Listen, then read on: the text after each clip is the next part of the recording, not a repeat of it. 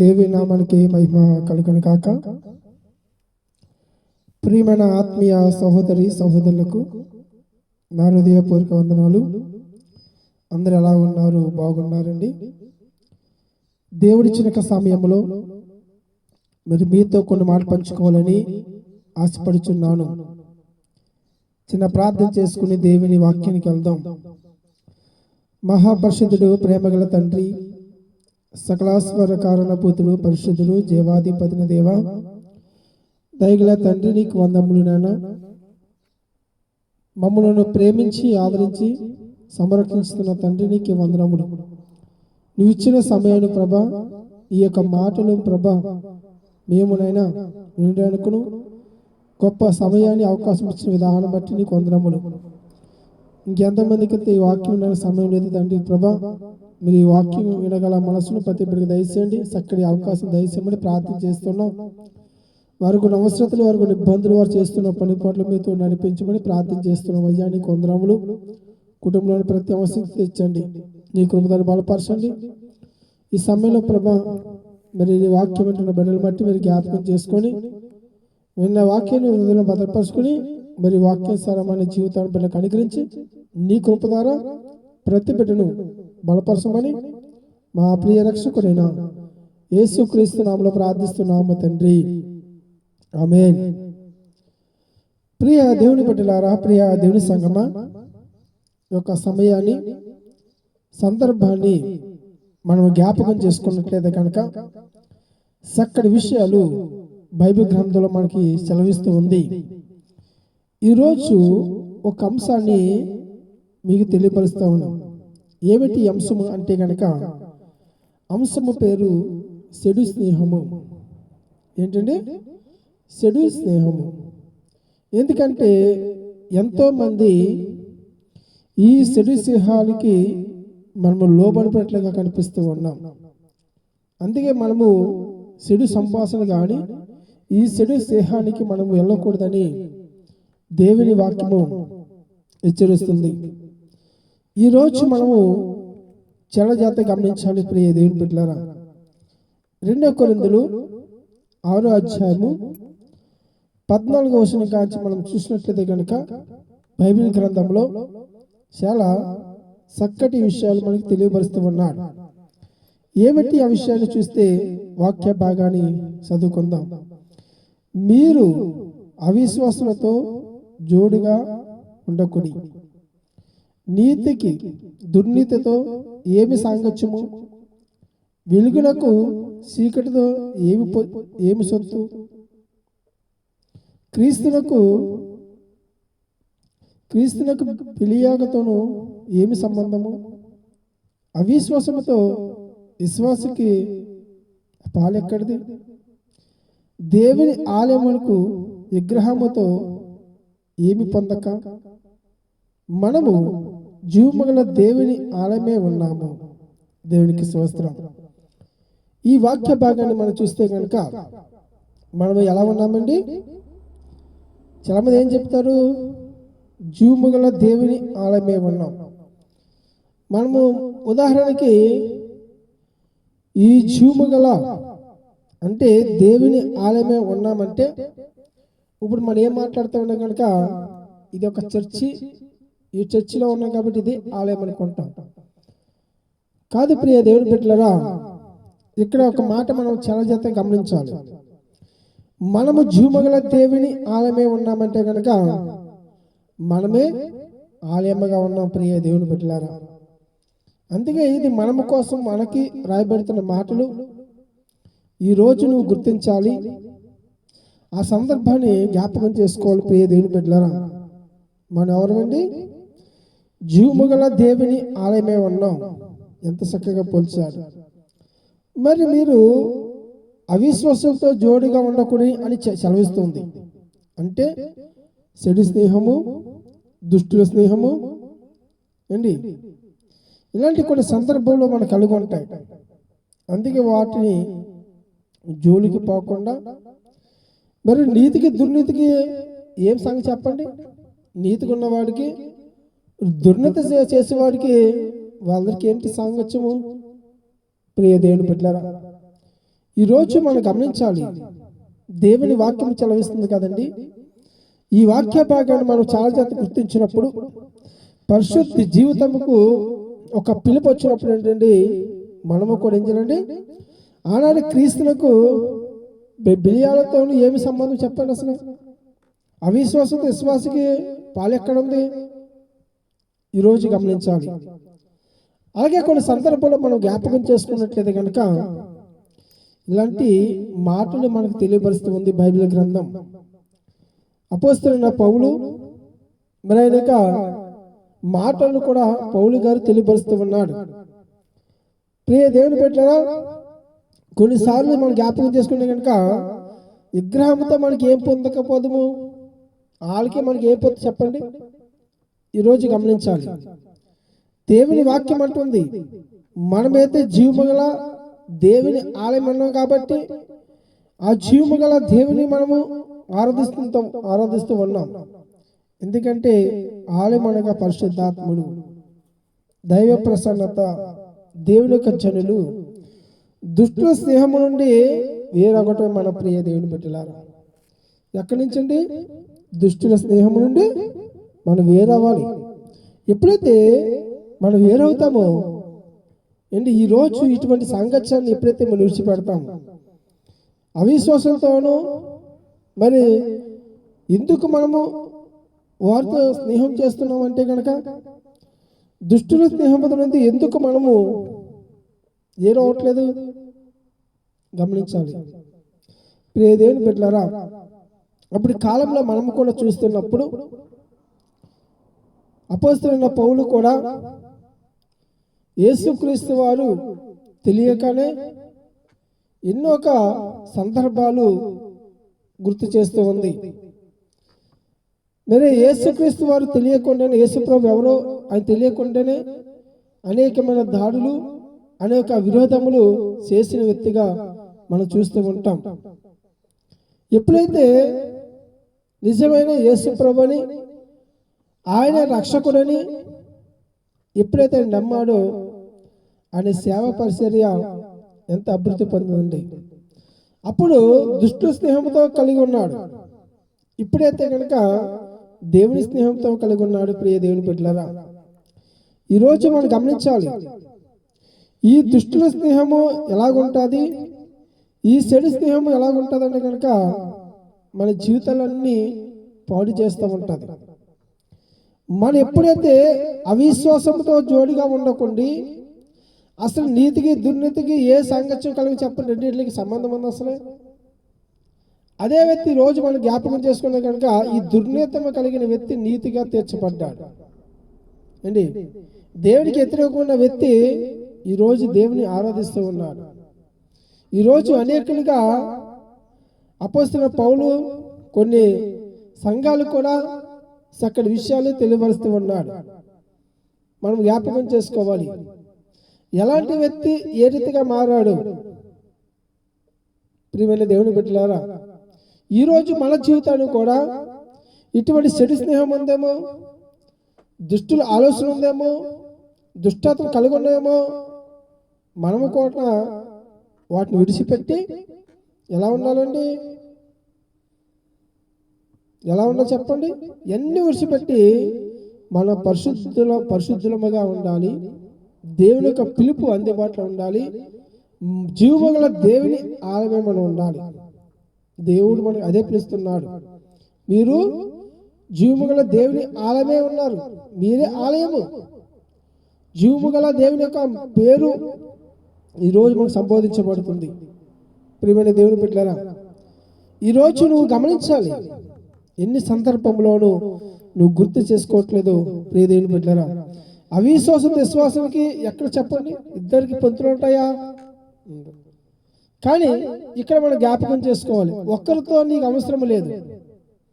అలాగే ఈరోజు ఎంతోమంది కూడా ఈ చెడు స్నేహాలకు పాల్పడి దుష్టాత్మలో పాల్పడిన వారు మీరు ఈరోజు వారి వాక్య ప్రకారంగా తెలుసుకుని మరి వారు ఏం జీవితాన్ని ఏం చేశాడు, రూపాంతరం పొందారు నూతనముగా. ఈ రూపాంతరం పొందటం వల్ల మరి యేసుక్రీస్తు వారి గురించి, ఆయన చేసిన అద్భుతాల గురించి విధములుగా ఆయన మాట్లాడినట్లుగా మనం చూస్తూ ఉన్నాం. గతంలో కూడా చేసిన మేలు మనం మర్చిపోకూడదు. ఏ రోజున కూడా చేసిన మేలు మర్చిపోకూడదు. మనము మర్చిపోతూ ఉంటాం, విశ్వాసం గోతలుగా ఉంటాం. విశ్వాసం గోతలుగా అంటే తెలుసండి, ఎవరికన్నా చేసిన సాయము మళ్ళా వారికి ఏం చేస్తాం, ఎత్తి పొడుస్తూ ఉంటాం. నేను చేసిన సాయము, నేను చేసిందే. అలాగే ఎవరైతే మాట్లాడతారో వారు విశ్వాస గోతకులు. దేని వాక్యం చదివిస్తుందంటే కనుక, నువ్వు చేసిన మేలేంటో ఆయన తెలుసు కాబట్టి, సమస్తం ఆయన ఎరిగి ఉన్నాడు కాబట్టి, మరి నువ్వెందుకు నువ్వు మాట్లాడుతున్నావు అంటే కనుక, మనలో ఉన్నది విశ్వాస గోతకులు, విశ్వాస గోతకురాలు, విశ్వాస గోతకులు. ఇలా మన సందర్భాలు జ్ఞాపకం చేసుకోవాలి. ఏదైనా చేస్తున్నప్పుడు నేను చేశాను అని చెప్పడం వల్ల మళ్ళీ ఏముందండి, విశ్వాస గోతలు అవుతున్నాం. ప్రియ దేవుని బిడ్డలారా, ఇదే సందర్భాన్ని కూడా మనకి దేవుని వాక్యము జ్ఞాపకం చేస్తుంది కాబట్టి, మనలో ఆయన ప్రతిది కూడా పాలువారుగా ఉండాలి. మన జీవముల దేవుని ఆలయమే ఉన్నాం కాబట్టి, అందుకు దేవుడు ఇలాగ చదివిస్తున్నాడు. నేను వారిలో నివసించి సంచరించును, నేను వారికి దేవుడే ఉందును, వారు నా ప్రజలే ఉందురు. దేవునికి స్తోత్రం. ఎప్పుడైతే దేవుని ఆరాధించారో, ఆత్మకి ఎప్పుడైతే వారు బలపడ్డారో, ఆత్మగా వారు జీవించబడ్డారో, ప్రతి ఒక్కరిలో కూడా నేను వారిలో నివసిస్తాను. వీళ్ళందరూ కూడా నా జనులు, దుష్టము స్నేహము నుండి వేరైన వారు, పవిత్రతము కలిగిన వారు. ఈరోజు అపవిత్ర నుంచి త్రోసివేయబడి పవిత్రతముగా ఉండి వాటిని కూడా ఏం చేసినట్టు ప్రియ దేవుని అంగీకారముగా దేవుని దయ పొందుకునే వారు. దేవునికి స్తోత్రం. హల్లెలూయా. ఈరోజు కూడా మనము కూడా అటువంటి దయను పొందుకోవాలి. దేవునికి దయ ఎప్పుడైతే మనం పొందుకున్నామో, ఈ చెడు స్నేహం నుంచి మనం విడుదల పొందుతాం. ప్రియ దేవుని బిడ్డలారా, దుష్ట స్నేహం నుండి వేరైపోతూ ఉంటాం. మన పరిశుద్ధ జీవితానికి ఒక పిలుపు అనేది మనకి ప్రారంభమవుతుంది. అలాగే అపోస్తలుడైన పౌలు కూడా ఆయన చేసినది కూడా ప్రతిదీ కూడా దుర్నీతి నుంచి, చెడు స్నేహం నుంచి, దుష్ట స్నేహం నుంచి అన్ని కూడా వేరయ్యి ఈరోజు ఆయనకి పరిశుద్ధ పిలుపు వచ్చింది. ఈరోజు రావడం కోసమే ఆయన చేసిన మరి ఎంతో అద్భుతంగా మనం ఈరోజు వాక్యం ద్వారా మాట్లాడుకుంటున్నాం.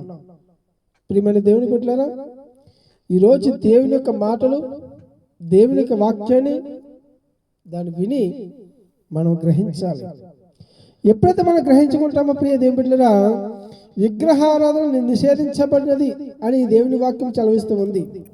ఎలాగ ప్రియ దేవుని బిడ్డలారా, ఏ విషయంలో మన ఆలయం మనకి ఏమిటి అని చూస్తే కనుక చక్కటి మాట మనకు సెలవిస్తుంది. ప్రియ దేవుని బిడ్డలారా, దేవుని విషయంలో మనము ఏదైనా చేస్తున్నప్పుడు ఆయన మార్గంలో మనము స్థిరంతముగా ఉండాలి.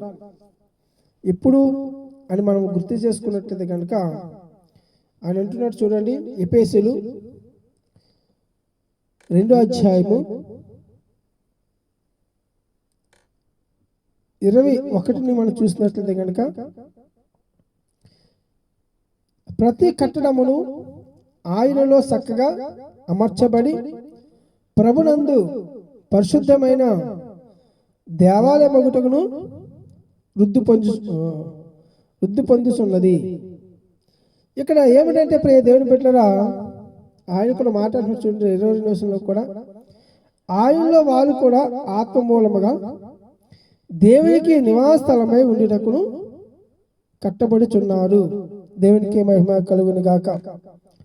ఇక్కడ ఈ సందర్భాన్ని మనం జ్ఞాపకం చేసుకున్నట్లయితే కనుక, సంఘము అనగా ఆలయముగా ఉంది. ఆలయముగా అని చూస్తే కనుక ఐక్యము, క్రీస్తులో పరిశుద్ధాత్మ విశ్వాసులుగా ఉన్నారు. మరి ప్రతి కట్టడ ఏమిటి, ఆయనలో చక్కగా అమర్చబడింది. ప్రభునందు పరిశుద్ధముగా దేవాలయముటకు వృద్ధి పొందుతున్నది. మనం అందరం కూడా ఏం చేయాలి, రోజు అటువంటి వృద్ధి పొందుతూ ఆయన మాటలు మనము తెలుసుకున్న వారిగా ఉండాలి. ప్రియమైన దేవుని పెట్టారా, అందుకే ఆనాడు క్రీస్తుని అపోస్తులుగా ఒక మూలరాయి, ఒక పునాది, ఒక ప్రవక్తలు కట్టడం అనగా మనకి చక్కగా తెలియపరుస్తుంది.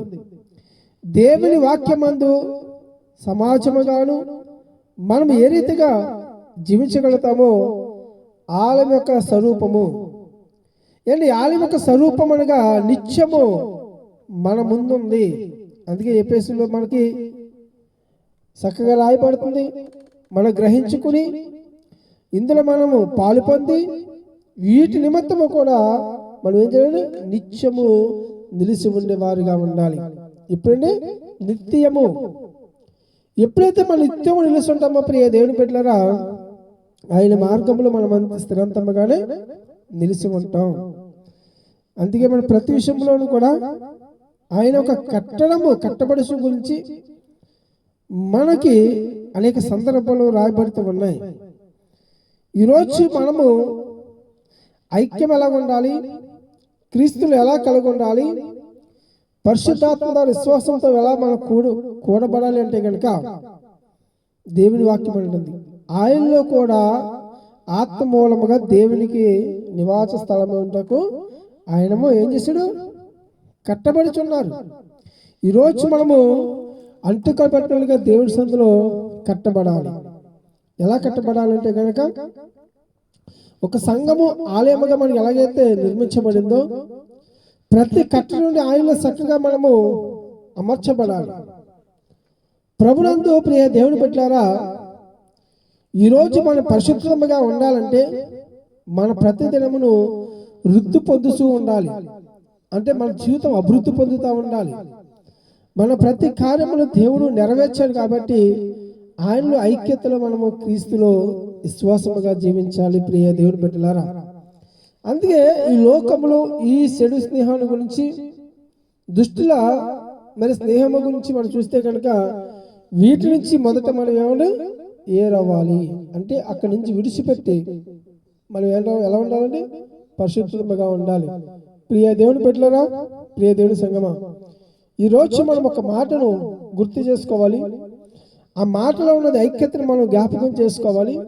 ఎప్పుడైతే ఇది మనం గుర్తు చేసుకుంటామో ప్రియ దేవుని బిడ్డలారా, అందులో ఉన్న ప్రతి మాటను మనకి ఏం చేస్తాడు, చక్కగా తెలియపరుస్తూ ఉంటాడు. అందుకే దేవుని వాక్యం అంటుంది, ప్రియ దేవుని బిడ్డలారా, ప్రియ దేవుని సంగమా, దేవుని విషయంలోనూ అనేక సార్లు మనము ఏ విషయంలోనూ అనేక సార్లు మనము దేవుని యందు విశ్వాసము లేక మనం కోల్పోతున్నాము ప్రియ దేవుని బిడ్డలారా. అందుకే దేవుని వాక్యము ద్వారా మనకు చదివిస్తూ ఉంది. చూడండి, మొదటి పేతురు 2వ అధ్యాయము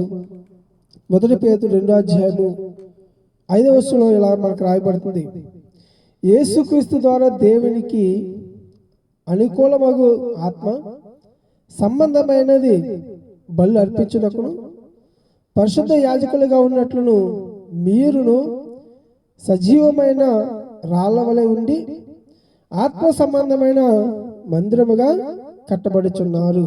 దేవునికి స్తోత్రం. ప్రియ దేవుని బిడ్డలారా, ఇక్కడ ఎంత చక్కటి మాట మనకు రాయబడి ఉందండి. మన ప్రతి విషయంలో కూడా యేసుక్రీస్తు ద్వారా దేవునికి అనుకూలమగాలి. సంగమునకు అనగా విశ్వాసమైన వ్యాజకత్వము కలిగి ఉండాలి. ఎప్పుడైతే మనం ఉంటామో ఆత్మపరమైన సంపూర్ణ స్థితి, క్రీస్తు ఒక మూలరాయి విశ్వాసమునకు ఒక మాదిరి ఉంచాడు. ఎలా ఉన్నాం మనం? ఆత్మ సంబంధమైన మందిరముగా కట్టబడాలి. ఇందాక మీకు చెప్పాను, 2 కొరింథీయులలో రాయబడింది. మనం ఎలా ఉన్నామండి? మనము దేవుని ఆలయమే ఉన్నాం. ఈరోజు ఇక్కడ మనం చూస్తున్నప్పుడు కూడా ఈ మాటను మనం ఎలా ఉన్నామంటే కనుక ఆత్మ సంబంధమైన మందిరముగా కట్టబడుచున్నాం. ఇలా మన జీవితంలో కట్టబడాలి. ప్రతి ఒక్కరిలోనూ మనం కట్టబడాలి. ప్రియదేవులే, ఎప్పుడైతే మనం కట్టబడతామో అందులో ఉన్నది ప్రతిదీ కూడా మనం నివసించబడతాం. ప్రియ దేవుని బిడ్డలారా, ఆయన వాక్యం చదివిస్తూ ఉంది కాబట్టి మనము అనుదినమును ఆయన మార్గంలో మనము స్థిరంతమైన జీవితాన్ని మనకు కావాలి. లేదు అని ప్రియ దేవుడు ఎంతో మంది మనం నిరాశ కలుగుంటున్నాం. ఒకసారి జ్ఞాపకం చేసుకోవాలి ప్రియ దేవుడి బిడ్డలారా. దేవుని వాక్యం చదివిస్తుంది ఆనాడు సారా అబ్రహామును మనం జ్ఞాపకం చేసుకున్నప్పుడు, ఎందుకంటే ఈ మొదటి పేదలో మనకి 3:6 రాయబడిన విధానం చూస్తే కనుక ఆ ప్రకారము సారా అబ్రహామును యాజకుడిని పిలుస్తూ అతనికి లోబడి ఉండెను. మీరును యోగ్యముగా నడుచుకొనుచు ఏ భయమును బెదరకొని ఎడల ఆమెకి పిల్లల గుదురు. దేవునికి స్తోత్రం. ఇక్కడ కూడా అదే మాట ఆనాడు చాలా అబ్రహామును మనం జ్ఞాపకం చేసుకున్నట్లయితే కనుక ఆయన పిలుపుని ఎప్పుడైతే లోబడ్డారో ఆ పిలుపు పాలన ఏదైతే కలిగి ఉన్నారు, మీరు యోగ్యముగా నడుచుకొనుస్తున్నావా, ఏ భయం చెందవసరం లేదు. ఈ పక్షంలోను నీతిమంతుడు ఒక ధైర్యం ఇదే అండి ప్రియ దేవుని బిడ్డలారా. ఆనాడు సారయ్య అబ్రహాము ద్వారా ఈ ప్రతిక్రియలు ఏదైతే ఆజ్ఞలు ఉన్నాయో వారు నీతిమంతులుగా ఒక ధైర్యం తెచ్చుకున్నారు. ప్రియ దేవుని బిడ్డలారా, మనము దేవుని యందు విశ్వాసము కలిగి మనము లోబడినట్లయితే కనుక ఈరోజు మనల్ని కూడా ఆయన మార్గంలో మనకు స్థిరంతంగా ఉంటుంది. ఏ దేవుని సంగమా మనం ఏర్పరచుకోవాలి ప్రతిదీ కూడా. అందుకే దేవుడు అంటున్నాడు, విశ్వాసమునకు వాగ్దానం కలిగింది కాబట్టి అంత్యంతమైనక ప్రత్యేకమైన క్రీస్తులో మనం నివసించబడాలి. ఆ క్రీస్తులో మనం ఎలా నివసించబడాలి అంటే కనుక దేవుని వాక్యము చదివిస్తుంది. ప్రియ దేవుని బిడ్డలారా, ఆ వాక్య భాగమే ఈ రోజు మనల్ని నడిపించబడుతుంది. ఎందుకంటే మనము క్రీస్తులో నివసించాలి, ఆయన సంస్కరించాలి.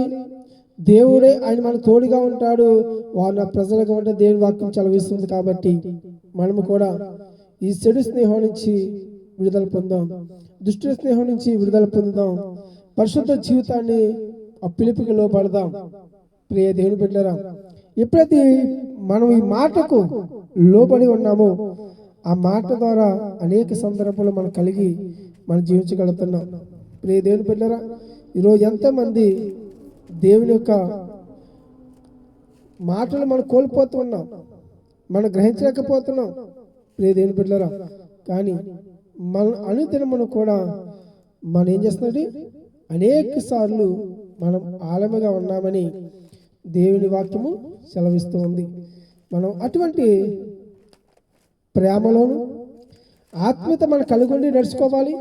అందుకే దేవుని వాక్యం అంటే హెబ్రీయులకు రాసిన పత్రికలో మనం చూస్తున్న ఒక మాట, హెబ్రీయులకు రాసిన పత్రిక 3వ అధ్యాయము 6వ వచనం ఈ విధంగా రాయబడుతుంది, అయితే క్రీస్తు కుమారుడే ఉండి ఆ ఇంటి మీద నమ్మకముగా ఉన్నాడు, ధైర్యమును నిరీక్ష వలన ఉత్సాహమును తుదుమట్టుకు స్థిరముగా చేపట్టినట్ల మనమే అని ఇల్లు.